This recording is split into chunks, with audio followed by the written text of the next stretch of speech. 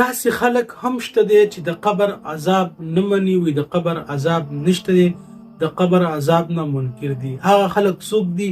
د هغوی اکسپوز کولو دپاره دا بیان لازمي واورئ چې هغه خلک څوک دي چې د قبر د عذاب نه منکر دي. د قبر عذاب دا هم زموږ په ملک یو فتنه چلیږي چې هغوی د قبر د عذاب نه منکر دي او قبر کې عذاب نشته، لکه د پرویزیان او ومن على شاکلتهم او څوک چې د هغوی په لار دي قبر کې عذاب نشته. او بعض والعیاذ بالله د عیسی علیه السلام د نزول نه منکر دي او بعض د دجال نه منکر دي. څه ناشنا فتنې دي زموږ په دې ملک کې، خو الله دې زموږ د ایمانونو حفاظت وکړي. روزانه یو نوي فتنه راوځي. یو دا فتنه د قبر کې عذاب نشته. امام بخاري باب کې ښود وایي څنګه نشته، باب یې وله پوره راوړو وایي ته څنګه وایي چې قبر کې عذاب نشته. ولو ترى إذ الظالمون وقوله تعالى وينادى الله ولو ترى إذ الظالمون في غمرات الموت والملائكة باسطوا أيديهم أخرجوا أنفسكم. اے پیغمبره کتا چرته لیدې هغه وخت کې دا کافران او ظالمان کله چې په دوی باندې زنکدني او ملایکو د لاسونه خواره کړي او دوی وهي او ورته وایي سهګانې مره وباسئ. اليوم تجزون عذاب الهون، نن به تاسو ته د رسوایي او د ذلت عذاب میلاویږي. د دې ځای نه ثابتېږي د قبر عذاب څنګه ثابتېږي او نن به تاسو ته عذاب میلاویږي او قیامت ته خو لا وخت شته. نو نن نه مراد کوم ځای کې دی؟ قبر کې دی. وقوله تعالى وينادى الله سنعذبهم مرتين، من بدوی له دوه پیرې عذاب ورکو ثم يردون الى عذاب عظیم او بیا به غټ عذاب ته اړو. نو څو عذاب شو؟ درې. څنګه درې؟ دا درې به څنګه کېږي؟ یو په دنیا کې، یو قبر کې، بل په آخرت. غټ عذاب په آخرت کې. امام بخاري د قبر عذاب خو د قرآن نه ثابت دی. وقوله تعالى وحاق بآل فرعون سوء العذاب النار يعرضون عليها غدوا وعشيا. الله وی فرعونیان نه دي فرعونیان، د کوم وخت نه چې مړه شوي دي سهار او ماښام دوی اور ته مخامخ کړی کېږي او په اور باندې الله سیزي سهار ماښام. دا ګوره څومره ناشنا دلیل دی. ویوم تقوم الساعه او کله چې قیامت قایم شي ادخلوا آل فرعون اشد العذاب، الله به وایي اوس هغه غټ عذاب ته ورننه باسئ. دا د اوسه پورې چې د سهار ماښام عذاب و دا کم یو دا قبر کې. الحمدلله موږ د قبر عذاب منو، بلکې د دې د ثابتولو دپاره مناظرې کوو. دا بس به موږ بهتان ولګوي توبه لوی د قبر عذاب هم دوی نه مني. ښه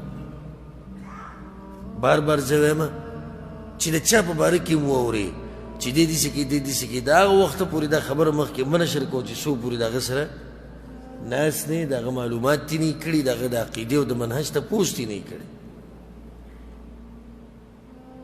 فایده درته ذکر کړم. هم بیا دا مسله دا اوس بله مسله ده. قبر کې خو عذاب شتي،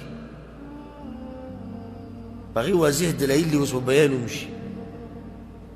خو دا عذاب په بدن دی که صرف په روح باندې، که په بدن او په روح باندې.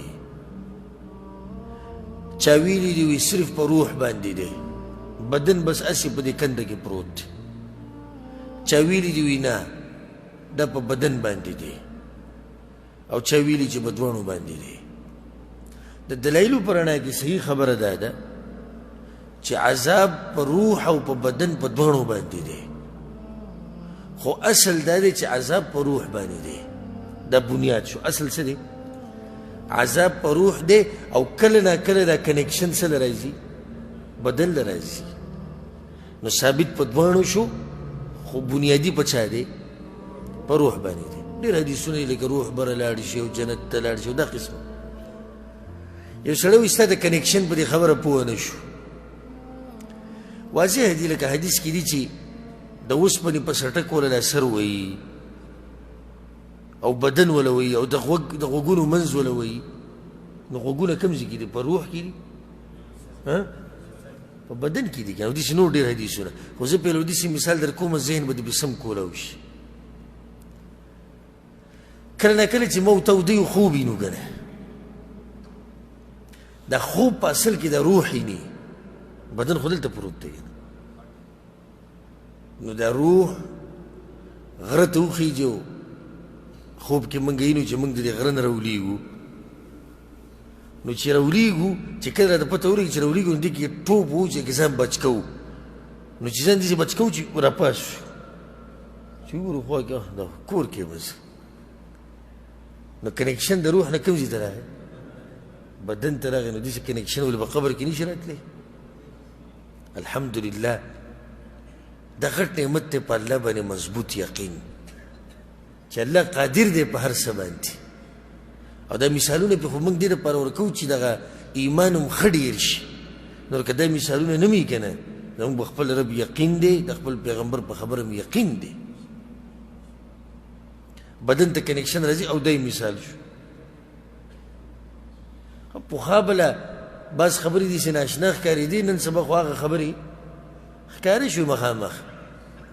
لکه پخوا دا خبره خلکو ته ډېره عجیبه ښکارېده، لکه بعض حدیثونو کې دا دي چې دا اعمال او قرآن کې دي چې اعمال تللی کېږي.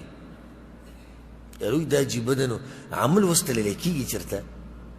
لکه اوس موږ دې درس ته ناست یو، دا به څنګه تللی کېږي؟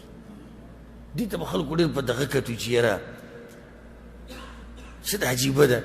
مؤمنانو پې مضبوط ایمانو، چا چې شک کوي شک یې کوي لړو تباه شو. اوس خو الله خبره مخامخ کړه، غوږ کې ورته هغه شی کېږي ټس چې ته به ډېره ده یاره، اته به یې وله څه کړه؟